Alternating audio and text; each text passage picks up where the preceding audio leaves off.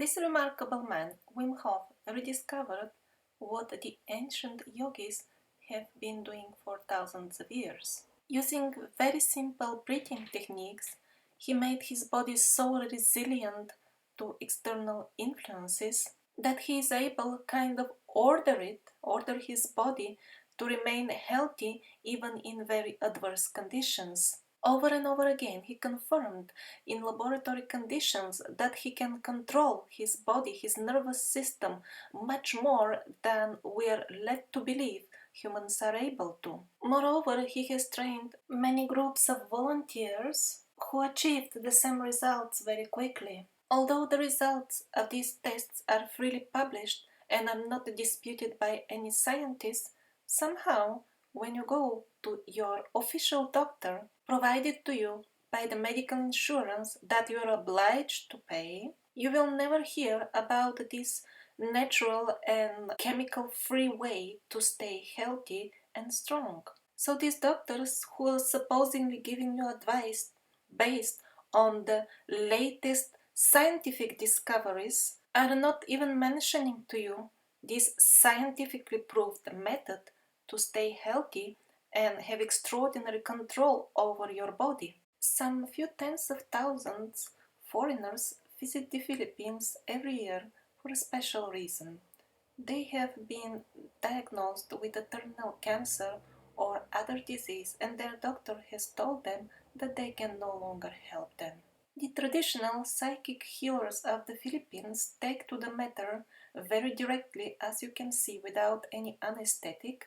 They enter in trance, and from within that dimension, they can take out the nasty stuff from within the body of the patient without causing him any pain or side effects. Few seconds after this scary surgery, the patient is ready to go without having to wait for weeks in a hospital being poisoned by strong chemicals. The psychic surgeons of the Philippines and also those of South America that are very similar have been well studied by mainstream scientists. The first big study is made by Dr. Seutemann from Germany. She was studying 1,200 patients for 1 year after they were cured in the Philippines. And they found a percentage of 19% of positive healing. 19 or 90? 90. 90. If there are results, so there can be trickery.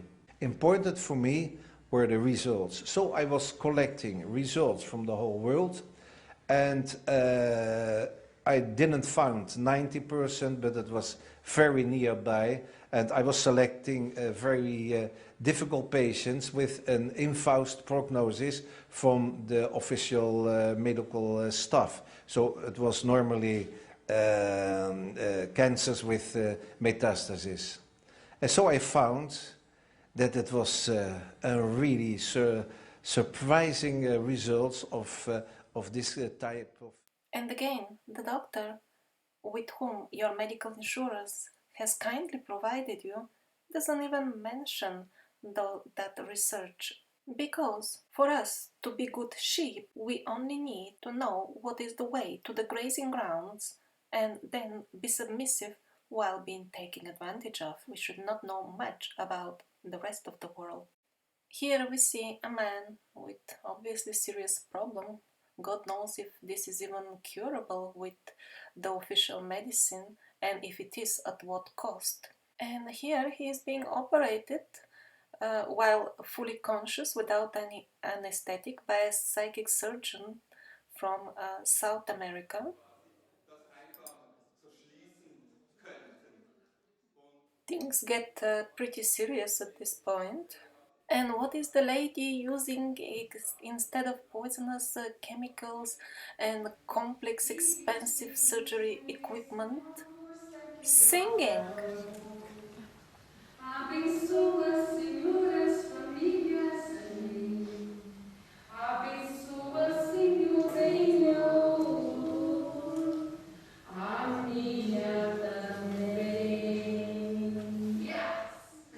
The greatest treasure danger of the survivors was their advanced knowledge. The first priority of the parasites was to destroy the greatest asset, the greatest defense of the survivors, their advanced knowledge. I have two good news here. First of all, we have a great deal of that knowledge still left. Some wild tribes have been keeping it for us, maybe not all of it, but at least the most important part. This is a map of tribes that are still untouched by our civilization. And so the next good news is that I was lucky to spend about a year and a half with some wild shamans, and at that time I got a very practical and first-hand experience of what does it mean to be master of one's environment and how to influence, how to model the events and our life with the power of our thoughts and intentions. I'm well aware that when it comes time to science, most of you would expect me to talk about flying saucers. But in reality, it is absolutely possible that the flying saucers were not even part of the technology of the survivors.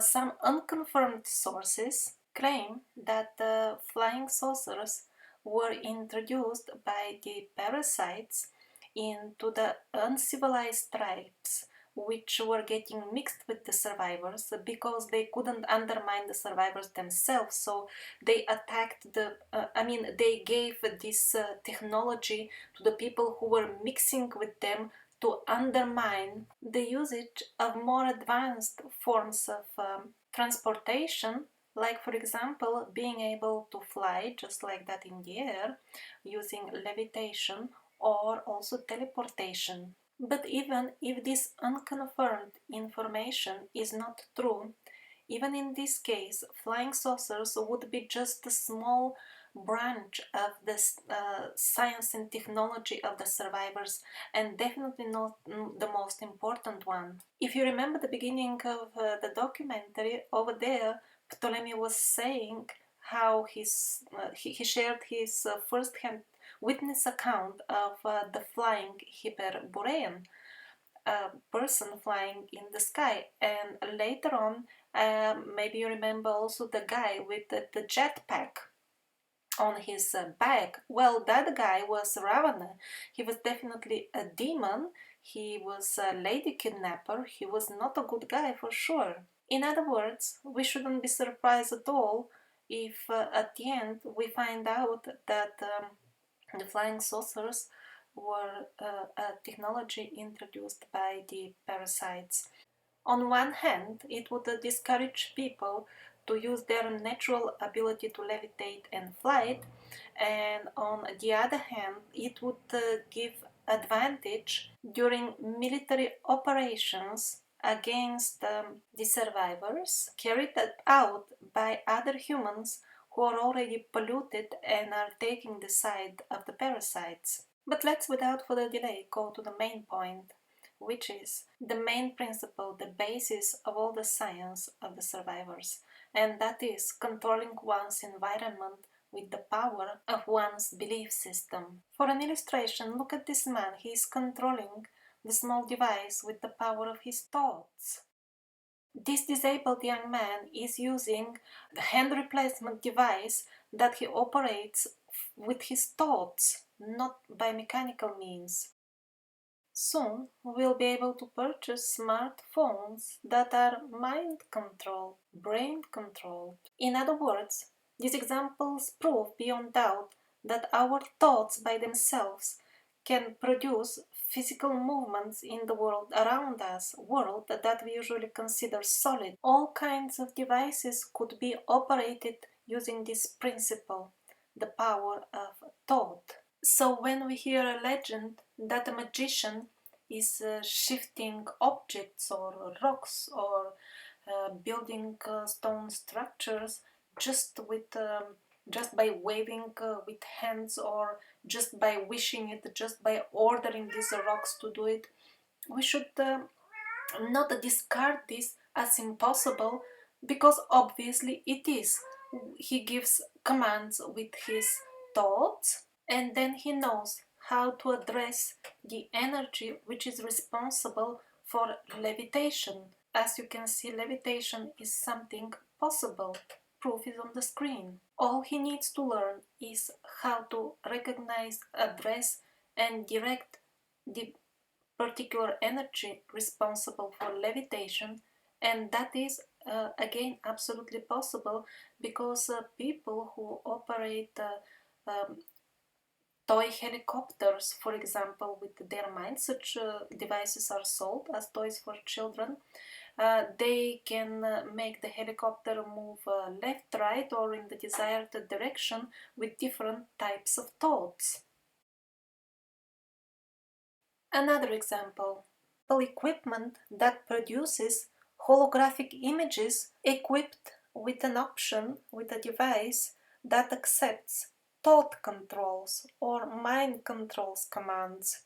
Probably at this point you wonder what is the connection between all this and controlling the real world around us.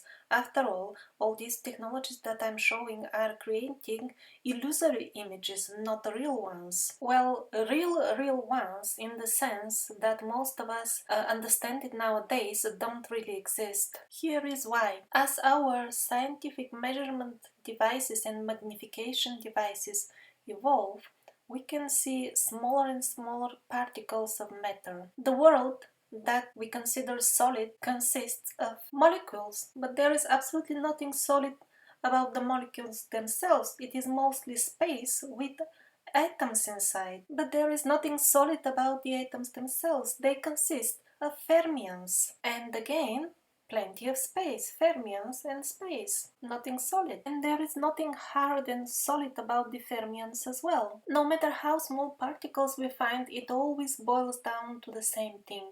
All-pervasive energy. Maybe the closest word in our dictionary to its nature would be electromagnetic. I cannot guarantee you that I picked up the most appropriate and correct term from physics to describe this energy, but I guarantee you that this is exactly the energy which the ancient advanced civilizations were using in order to manipulate the reality. Because nothing in this huge hologram around us, that is the world that we live in and we consider so solid, nothing happens by chance. All of the unexpected lucky events and all of the sudden disasters, even natural ones, do not come by chance. They are just an external reflection of what we have conceived already in one form or another in this life or in a previous one, with our consciousness, with our thoughts, which are guided by our belief system. Exactly as an artist using the medium of colors and brushes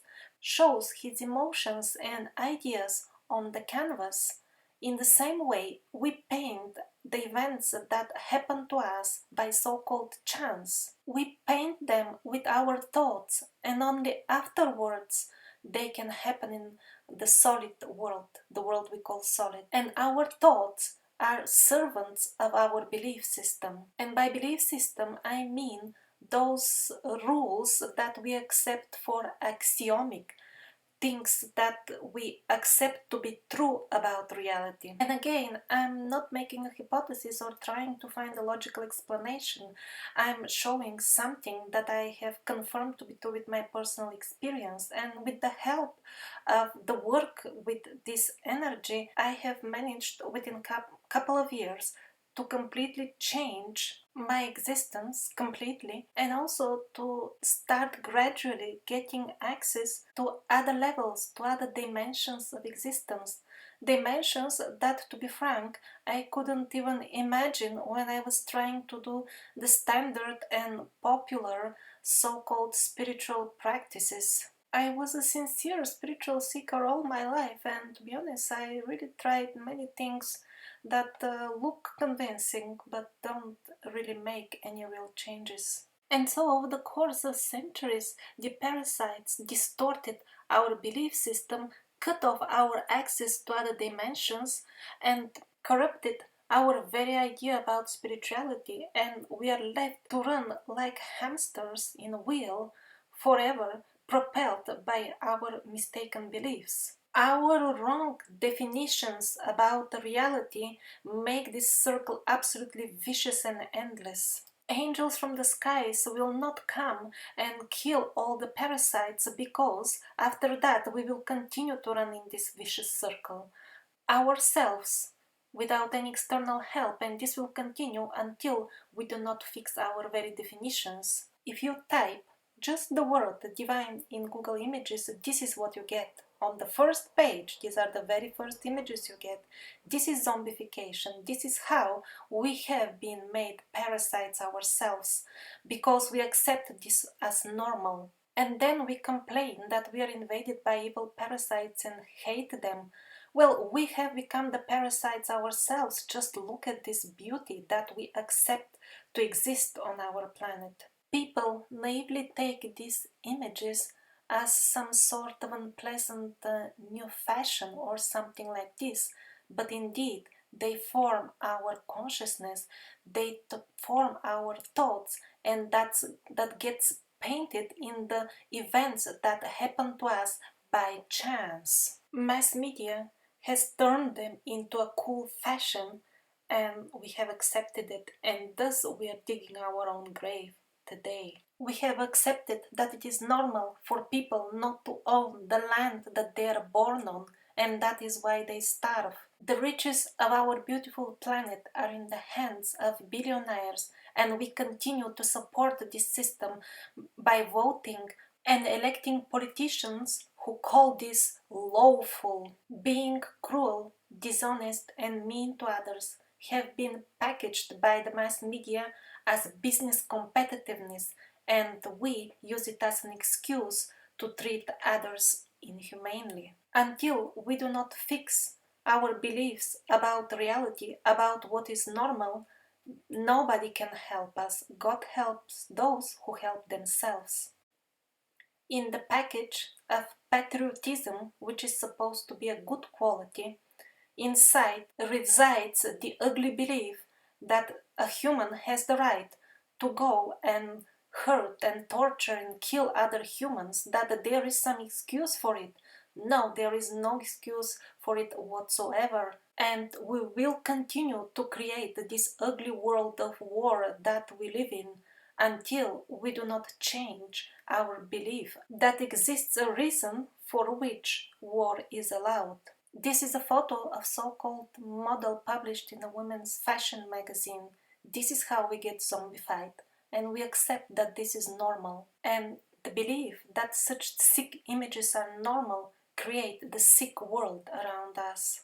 Well, let's go a little bit on the technical side, because I'm aware that due to the heavy parasitic conditioning that we are all exposed to, combining astral plane and science will be very difficult intellectual task for many of us. How about advanced medieval rockets? Now many of you will feel comfortable. Okay, this is really science. Here I will present just in a very concise form an article that you can find in full in the description under number 15. When they were fabricating the official history, it was difficult to always remove all details, and here and there something from the truth was left, and one of them is the history of rockets in medieval times. They appear in the historic records that are available for us all of a sudden in the 17th century without any prior evolution at all, in a ready-made form, and moreover in a historic time when the need of developing them was not yet there. The rockets of Alexander Zasyatko that were made few centuries ago would fly 6 kilometers away, and he was not the only one. In England at the same time they would fly for almost 3 kilometers. But what I find most astonishing is their modern looks, and all of this appeared supposedly without any prior evolution. Or at least we don't know how they appeared, to be more precise. Now, Wikipedia does tell us that few thousand of these were used 2 centuries ago during the war in Crimea, but conveniently misses to share more technical details about them because it would be too confusing. This image reflects more or less the standard picture that we are presented of the English invasion in India. But those who like to read history books will find the following description of the battle that occurred when they attacked the kingdom of Hyder Ali in Mosul. He had a special division of rocket shooters that numbered some 1,200 men, and they poured on the British rockets that were 6 kilos in weight and would fly for 1 kilometer. In 1650, Kazimir Semyonovich issues a very interesting book called Artis Magnae Artilleria Pars Prima. The article that I'm presenting is written by an engineer, Alexei Artemyov, who is well familiar with the rocket technologies that we use nowadays. He notices that the technology used in these rockets is absolutely not consistent with the level of technological development the way we know it from the official history. These rockets are absolutely modern looking. And it's not just question of outside the looks. He provides clear detail that those who made the medieval rockets surely had an understanding of the technological processes exactly like the ones we use nowadays for our modern rockets. And the laws of physics on which these processes are based are supposedly discovered much later in time after this book was published. But most remarkable are his observations about the rocket nozzles. These are very complex devices, and large teams of scientists belonging to many international institutes and spending many millions of euros on a great number of projects were needed to find out the formulas that describe the correct gas dynamics, the formulas that would allow building these nozzles. So it seems these large international teams of scientists are discovering this in the last few decades, and yet 3-4 centuries ago the rockets with same nozzles, absolutely same design, are already published. And this is one more proof that the lost technologies of the ancients were not lost thousands of years ago, but it was a very recent event about which we are simply not informed. And even the idea of being lost is also a parasitic brainwashing, because we have actually a lot of technologies that can make our life much easier, but we're not simply using them. For example, solar cars. So many enthusiasts are making them at home, using them. Commercial models have been already designed and tested a long time ago, but they have been banned for manufacturing. While the mass media is shamelessly lying to us that governments are trying to encourage clean energy, what they actually do is they try to suppress it by giving heavy subsidies to dirty technologies like usage of petrol. In some places, you even have to pay the government when you use solar power. Yes, you heard it right. You install your own solar system, you pay for it, everything, and at the end, you pay for every kilowatt that you get from it to the government. And then when you switch on TV, you see that farce of huge international conferences being summoned on the subject of promoting and helping pure energies. Really, how shameless can they get? Look at this man, he's dragging his own solar car because in some regions he doesn't even have the right to drive it, and when he passes through those regions he just drags it himself to show the people how they encourage clean energy. A friend of mine, who is not even an engineer, he is a gardener. As a hobby he makes car spoilers. Without much engineering knowledge, he adds these simple devices to the cars and they start saving some 20% on fuel. We have stupid traffic laws in abundance, like you have to drive with your lights on in broad daylight and so on, and yet there is no law encouraging these simple devices to be implemented, thus reducing pollution and costs.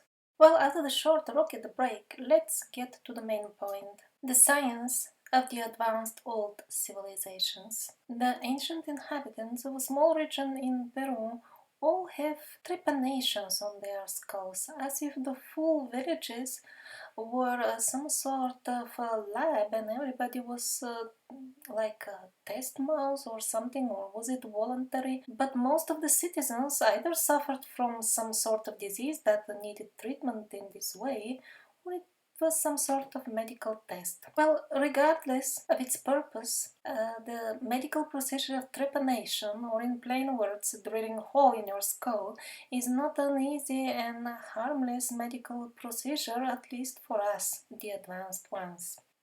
Well, if we, the advanced ones, find this type of surgery still very complicated and risky, so how did the so-called primitive people in the past manage to do it? Moreover, quite successfully, because the skeletons of these people of the trepanation, they actually show that the wound healed successfully and people died from some other cause. Some people had a number of trepanations done on their skulls. Well, how they did it is shown very well on the art, ancient art that is found in the region and depicts surgeries. So we see quite simple tools being used, knives, scissors, and things like that. A picture that is fully consistent with what we saw earlier on the footage with the psychic surgeons. They go in trance, and from the other dimension they remove the sickness by using that very same energy of which the smallest particles of matter consist. Although that energy is invisible to human eye, humans can perceive it with other senses. Everybody can learn to do so. That is why it is very important for the parasites to stop us, to prevent us in every possible way from learning how to work with this energy. And here is how they do it. See James Randi, he is debunking, he is exposing scam psychic surgeons. A little animal blood and a few chicken parts complete the illusion. Such scenes are actively shown on TV, and that's okay. It is absolutely fine and needed to alert the population that not all people who claim to be psychic surgeons are such. Many of them are indeed scams. But the trick is like this. Only scams are shown on TV. Real miracle healers, like for example John of God from Brazil, are not shown on mainstream channels. This is a man whose exceptional abilities have been well documented and are beyond doubt. Such topics are not discussed on the big monster mass media channels. They prefer to concentrate on gossip like the 17th boyfriend of some pop star. So the boyfriends of the pop star are important, but miracles, real miracles, are not important. And not only that, only the scams are shown on the mass media channels, and people get the impression that all the astral work is scam after all. And what about hearing the message of people like John of God? Well, he is not even allowed to explain properly what he is doing because he is threatened with legal action. Although he is still allowed to do his work in Brazil, he is not allowed to explain what he is doing and how he is doing it. Feelings about psychic surgery can be found under number 17 in the links in the description, and under number 14 is an excellent book written by Paramahamsa Yogananda himself and gives a very accurate idea of what is yoga all about, and that is achieving the full potential of one's psyche, of one's consciousness, making the subconscious conscious. And it is not about exotic gymnastics, although in some cases physical exercises were indeed a part of some specific branches of yoga, but not all of them. The official history of almost all religions goes like this. Some sort of a divine being or a spirit talks to a mortal human and gives him perfect knowledge from God. So far so good. Then why all these churches themselves nowadays declare all people who are contacted by angels to be devil's workers? I'm confused. It seems religion is about being able to contact the Holy Spirit, and yet when you contact it, that is not welcome, that is not allowed. Well, the real reason for not being allowed is that when the real spirit of the gods starts talking to people, the first thing he will tell them is that their so-called religion has nothing to do with any godliness, but it just helps organizing wars and further plunging humanity in all kinds of artificial disasters. We are lucky that some small pieces of very old Gospels have reached us in unedited by the parasite's form. And what do we read there? For example, the very definition of what is a Christian. And the definition is very straightforward and clear. A real Christian is he who, when at night closes his eyes, he starts seeing the real world.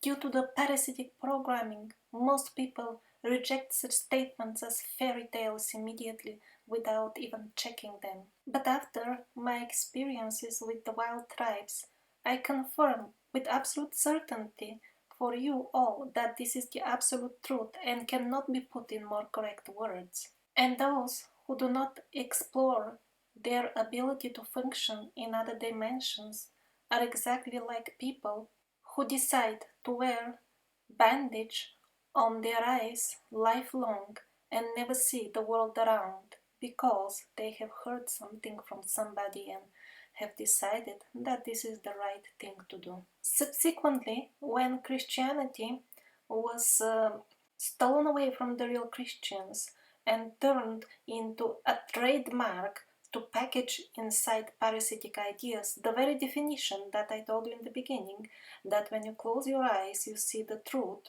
was substituted with something else. And nowadays the definition of a Christian is the one who believes Jesus Christ resurrected. I find this rather ridiculous. How can adult people accept that by blindly believing that certain event happened that can make you spiritual or something? People are using all kinds of methods to access the astral plane. Some do it simply with concentration, others do it with the help of sound. That's why the shamans usually have drums in their hands. This is not about performance. This is something very technical, by the way. And yet others use sacred plants like ayahuasca, the mushroom Samarita muscari, or DMT that can be extracted from various plants. Although the International Narcotics Board, which is a part of UN, openly claims that the usage of such sacred herbs are the right of all people, all tribal people, and there is nothing illegal about doing that. At the same time, that very same organization issues blacklists of so-called dangerous drugs and includes the sacred herbs in them. Those blacklists are then implemented in the lawmaking procedures of all countries on earth, and for this reason itself, these sacred plants are classified as highly poisonous, although scientific research shows absolutely the opposite. Not only they are non-poisonous, but they are highly beneficial for health and they are not addictive. At the moment, further experimental research on them is strictly prohibited. And what to speak of government-organized research? We do not even own our own bodies. The governments are even not allowing us to do with our bodies whatever we want to. This is infringement on our human rights. More on this topic in the links section, number 16. The advanced science of the survivors, and the way I am presenting it, as the ability to model and influence the full world, the full life around with the power of our beliefs and thoughts, is also reflected in a pale way in the ideas of the New Age followers. They call it manifesting things. Outside of the New Age stream, many bestsellers have been also written presenting a very simplified, extremely simplified version of what I'm trying to explain, and basically if you believe in something it will happen. Although the general summary is correct, 99% of the people who preach such things have no practical on-hand knowledge of how the electromagnetic nature of our thoughts influences in a mechanical way, so to say, the physical laws that govern its influence on the structure of the matter around us, and not only the structure but also the events that happen, because not only we have physical objects but they also exist in time, which is another type of energy. And because the authors of similar books and ideas have very little knowledge beyond the general vague idea, in most cases their recipes will not work for all people. In the links section under number 18 I have listed highly recommended authors and resources which not only explain the exact mechanics of how our thoughts can manipulate the world and the events around us, but also provide easy to understand step-by-step information on how you personally can start living in a different reality of beauty and harmony without having to wait for somebody to liberate the human race. Also, it will become clear that this liberation will take place when collectively enough humans decide to leave the parasitic paradigm. But the first and most important step before exploring those resources is to stop watching TV. TV keeps us anchored to the parasitic reality. We believe in it. We think it's real. It's like drinking a liter of strong poison every day and then looking for a cure at the same time. That won't work well. First, one should stop drinking the poison and then slowly start detoxifying with the recommended books. This part of the Survivor series is the most important one, and I would like to encourage everybody to upload it to their YouTube channel as well. After I finalize the other parts as well, I would encourage you to distribute them as well, absolutely for free. I would highly appreciate when you reload them to other channels to disable comments, and also send me just a short message with the link where you have uploaded any of my videos so that I can keep track of what's going on. Thank you very much.